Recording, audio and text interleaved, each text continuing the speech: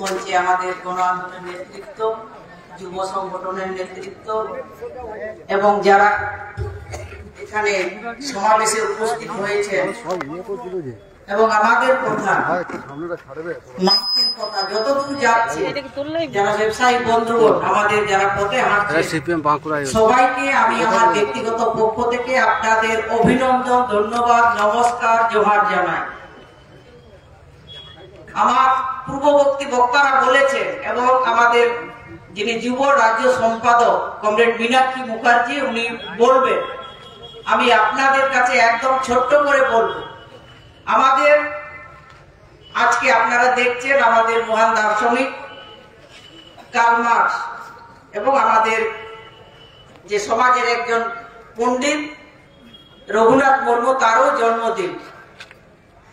আমরা সকালে শ্রদ্ধা জানিয়েছি এবং আমাদের যুবরা সেখানে শ্রদ্ধা জানিয়েছেন, বা আমরাও জানাচ্ছি, আপনারাও জানিয়েছেন। বলছি যে পথটা তারা দেখিয়েছেন সেই পথটা আমাদের যেতে হবে। আমরা আশা করব নিশ্চয়ই আমরা সফল হবই, এখন না হলেও পরে আমাদের লড়াই জারি রাখতে হবে। নেতৃত্বরা আমাদের বলেছে লড়াই আমাদের জারি রাখতে হবে।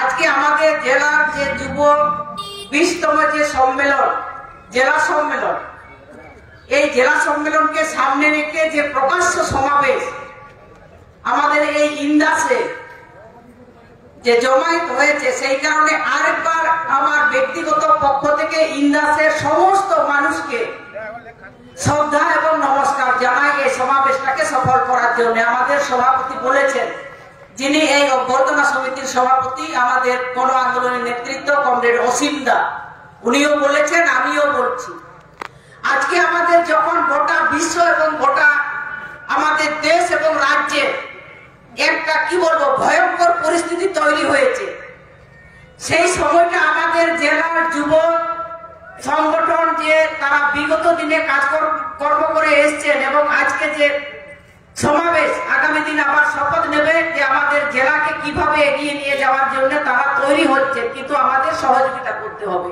আমরা যারা উপস্থিত হয়েছি এবং আমরা যারা আছি, সবাইকে আমাদের যুবদেরকে আরো বেশি করে এগিয়ে আসতে হবে, কারণ আমাদের দেশ এবং রাজ্যে একটা ভীষণ ভয়ঙ্কর পরিস্থিতি তৈরি হয়েছে। আজকে দেখছেন না আমাদের রাজ্যের সরকার এবং দেশের সরকার, তারা একসঙ্গে একটা নীতি নিয়ে তারা যাচ্ছে, চলছে, হাঁটছে, এটা আমাদের কারো অজানা নেই, আমরা সবাই জানি। কিন্তু আজকে আমরা কেন তাদের নিয়ে বলতে হচ্ছে? আমরা কারো ব্যক্তি বিরোধী নয়, আমরা নীতির বিরুদ্ধে। আমরা যখন কোন লড়াই সংগ্রামে যাই তখন একটা লক্ষ্য করে যাই, কোন উদ্দেশ্য করে যাই। আমরা সেই উদ্দেশ্য করে আমাদের যে রাজ্যের সরকার, সেই সরকার তারা এগিয়েছিল এই যে আমাদের নির্বাচনী পদ্ধতি নিয়ে, সেখানে মানুষ রায় দিয়েছে, ঠিক আছে আমরা সমর্থন করছি, আমরা কোনো বিরোধিতা করছি না।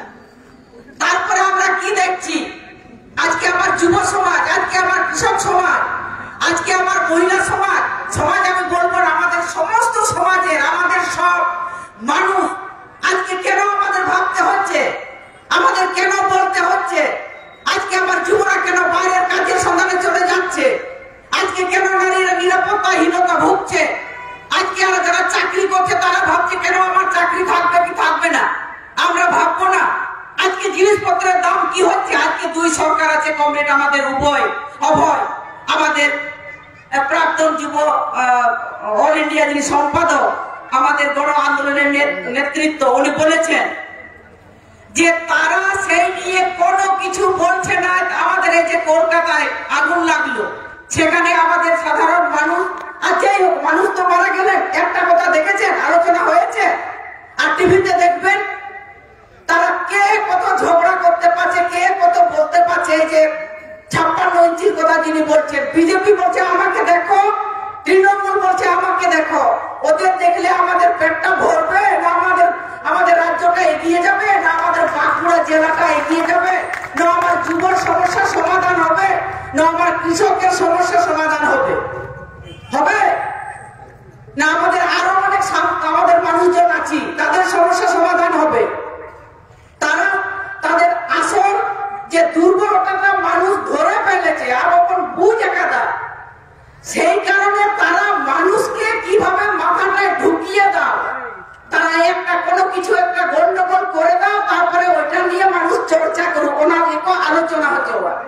আজকে আমাদের স্কুল বন্ধ, হোস্টেল বন্ধ, আজকে আমার ছেলে মেয়েরা রাস্তায় পড়ে আছে কিসের জন্য? সরকারের দায়িত্ব নয়? আজকে কাজের কথা শুনলেন, 100 দিনের কাজের কথা শুনলেন, আমাদের জল জঙ্গল জমির অধিকার পাট্টা থেকে আজকে উচ্ছেদ হচ্ছে কিসের জন্য? কেন? সরকারের দায়িত্ব নয়? সরকার দেখবে না? কিন্তু তারা দেখবে না, তারা আমাদের ওই যে লাগিয়ে দিচ্ছে, এই যে বিভিন্ন ঘটনাগুলো ঘটাচ্ছে, এটা পরিকল্পনা মাফিক তারা ঘটাচ্ছে। আজকে বিদ্যুতের দাম কি হবে? এই যে সমকটের আইন যেটা আমাদের কংগ্রেস সভাপতি বলেছে, সেই জন্য আমাদের যে সর্বভারতীয় সিআইটু সংগঠন তারা ধর্মকে ডেকেছেন, এমনি এমনি ডাকেনি, তারা সব করে ডাকেনি। আজকে কাজের জায়গাটা সংকুচিত হয়ে যাচ্ছে, ছোট হয়ে যাচ্ছে। আমরা কি করব? কোথায় যাব? কোথায় করব? আমাদের আন্দোলন করা বারণ করবে, ওরা বলছে করা যাবে না। সেই সব নিয়ে আজকে যে ধর্মের নামে, জাতির নামে, এটা বারে বারে বলতে হচ্ছে কেন? আজকে মন্দির করছে, আজকে ওই যে আমাদের দীঘা পুরী যে মন্দির নিয়ে চলে এসছে, হ্যাঁ আসুক, আমাদের কোনো অসুবিধা নাই। কিন্তু আমার এই যে বেকার ছেলে কাজের সন্ধানে বা আমাদের যে সমস্যাগুলো আছে সেইগুলো কোথায় গেল? কি হচ্ছে? আমাদের তো দীর্ঘদিন ধরে আমাদের মন্দির আছে, মসজিদ আছে, আমরা কি কোনো ঝগড়া করেছি?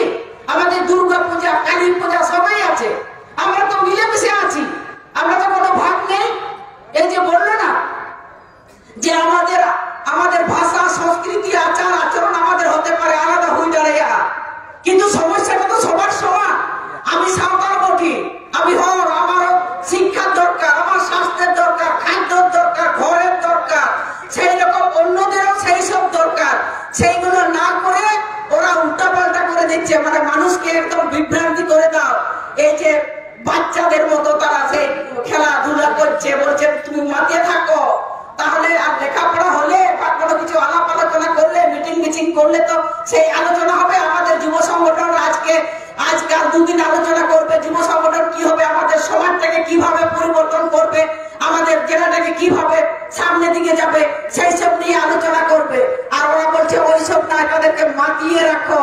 এই যে পাকিস্তান, যেটা কমরেড অভয় মুখার্জি বলেছেন, এই ঝগড়া লাগিয়ে দাও, এই যে লাগিয়ে গেল, এই যে বামটা আর পুরো ওই আপনার টিভিটা মানে প্রচার করছে, মনে হচ্ছে এই যেমন লাগিয়ে গেল এক্ষণে তাদেরকে তাড়িয়ে দিল, সেই রকম তারা প্রচার করছে। সেইগুলো আমাদের বুঝতে হবে।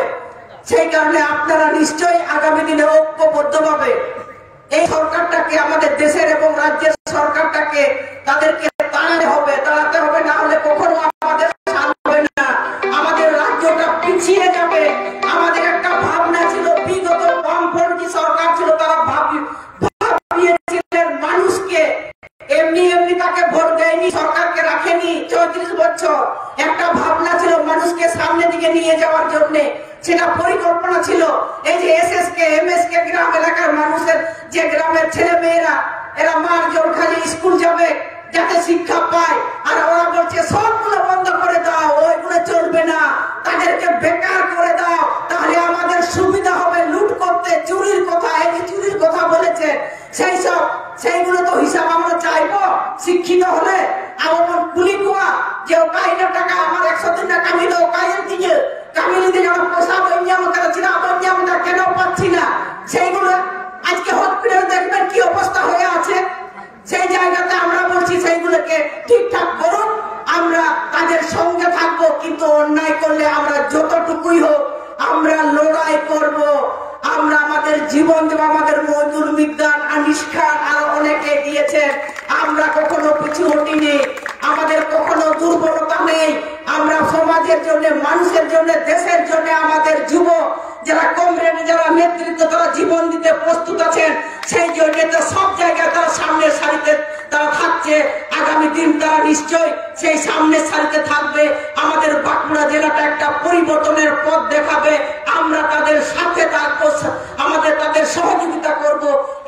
এই সাফল্য কামনা করে আজকে যে সমাবেশ সফল হবে, আমাদের এই ইন্দাসের মানুষকে, শ্রদ্ধেয় মানুষজনকে সবাইকে আমি শ্রদ্ধা নমস্কার জানিয়ে আমি আমার কথা শেষ করছি। ইনকলাব জিন্দাবাদ।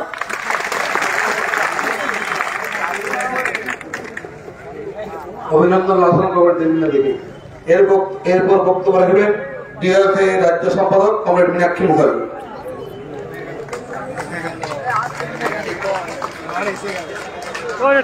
সাথী সভাপতি মঞ্চে উপস্থিত আছেন আমাদের রাজ্যের, আমাদের দেশের, আমাদের এই জেলার বর্তমান নেতৃত্বরা, প্রাক্তন নেতৃত্ব, আমাদের দেশের সর্বভারতীয় সাধারণ সম্পাদক, প্রাক্তন সাধারণ সম্পাদক কমরেড অভয়দা, দেবলীনাদি বলেছেন, এবং আপনারা রফিকুল দা সমেত খন্ড ঘোষের